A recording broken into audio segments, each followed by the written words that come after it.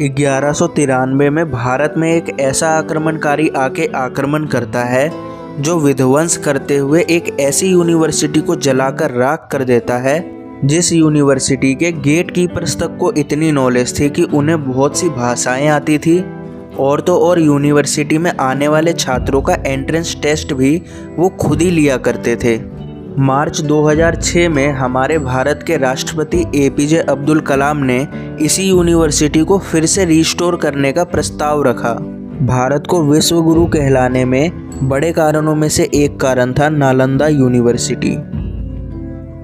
427 में बिहार के राजगीर में गुप्ता एम्परर के एम्परर कुमार गुप्त एक ऐसी यूनिवर्सिटी बनवाते हैं जिस यूनिवर्सिटी के कारण भारत विश्व गुरु कहलाता है, क्योंकि इस यूनिवर्सिटी के अंदर केवल भारत के ही छात्र नहीं बल्कि और भी देशों के छात्र जैसे चाइना, तिब्बत, मंगोलिया और भी कई देशों के छात्र पढ़ने आया करते थे। चीज़ें इतनी एडवांस थी कि यहाँ पे स्टूडेंट्स के रहने की व्यवस्था के साथ साथ बहुत बड़े बड़े ऑडिटोरियम और चीज़ों पे डिस्कशन करने के लिए अलग से रूम्स बनाए गए थे।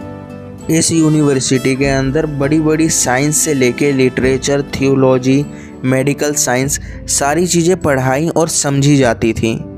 भारत को विश्व गुरु इसीलिए कहा जाता था क्योंकि इस यूनिवर्सिटी से केवल आर्यभट्ट ने ही नहीं बल्कि और भी कई देशों के बड़े बड़े विद्वानों ने शिक्षा ग्रहण करी थी। लगभग 800 सालों तक यह यूनिवर्सिटी केवल भारत का ही नहीं पूरी दुनिया का शिक्षा का केंद्र बन चुकी थी। लेकिन समय समय पर इस यूनिवर्सिटी ने बहुत से अटैक भी झेले, जिनमें से लास्ट में एक ऐसा अटैक हुआ जिसके बाद ये यूनिवर्सिटी एकदम खत्म हो गई। दरअसल जब मोहम्मद गौरी भारत में घुस चुका था तो उसने अपने जनरल बख्तियार खिलजी को बिहार भेजा कब्जा करने के लिए। जब बख्तियार खिलजी बिहार में आया तो बिहार में आते के साथ ही उसकी तबीयत बहुत ख़राब हो गई। इतनी ख़राब हो गई कि उसके साथ के जितने भी हकीम थे वो उसका इलाज नहीं कर पा रहे थे। फिर इसे किसी के माध्यम से पता चलता है कि नालंदा के राहुल श्रीभद्र इसका इलाज कर सकते हैं, लेकिन क्योंकि राहुल श्रीभद्र एक मुसलमान नहीं थे तो यह खिलजी उनसे दवा लेना नहीं चाहता था। वो उनके सामने शर्त रखता है कि आप मुझे बिना दवा के ठीक करके दिखाओ, जिसको स्वीकार कर लेते हैं राहुल श्रीभद्र।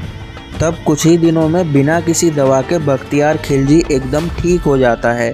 तब बख्तियार खिलजी अचंभे में आके राहुल श्रीभद्र से पूछता है कि आपने ये कैसे किया। तब वो बताते हैं कि उन्होंने एक कुरान पे दवा लगा दी थी, जो कुरान उन्होंने बख्तियार खिलजी को पढ़ने के लिए कहा था। फिर इसी जलन के कारण बख्तियार खिलजी आदेश देता है अपने आदमियों को कि वो इस नालंदा यूनिवर्सिटी को जलाकर राख कर दें। जिस टाइम पे यह यूनिवर्सिटी जली उस टाइम पे यहाँ पे बुद्धिस्ट मॉन्क्स और भी कई सारे आचार्य मौजूद थे और साथ ही साथ यहाँ पे 90 लाख से भी ज़्यादा किताबें जलकर राख हो गईं, जिसके अंदर बहुत सा ज्ञान था जो आज होती तो भारत को विश्व गुरु बनाने में, दुनिया की साइंस में काफ़ी बड़ा योगदान दे सकती थी। नालंदा शब्द 3 शब्दों से मिलकर बना है जिसका मतलब है अनस्टॉपेबल फ्लो ऑफ नॉलेज। हमारे राष्ट्रपति के इस यूनिवर्सिटी को रिस्टोर करने के प्रस्ताव से पहले तक यहाँ पे केवल टूरिस्ट घूमने आया करते थे, लेकिन अब 19 जून 2024 को प्रधानमंत्री नरेंद्र मोदी के साथ साथ कई बड़े देशों के मंत्री आए और उन्होंने इसका उद्घाटन किया। भारत के स्वर्णिम युग की शुरुआत करने जा रहा है। On Wednesday, Prime Minister Narendra Modi will inaugurate a new campus building. शिक्षा का केंद्र रहे नालंदा से सिर्फ भारत की नहीं बल्कि विश्व के कई देशों की विरासत जुड़ी हुई है।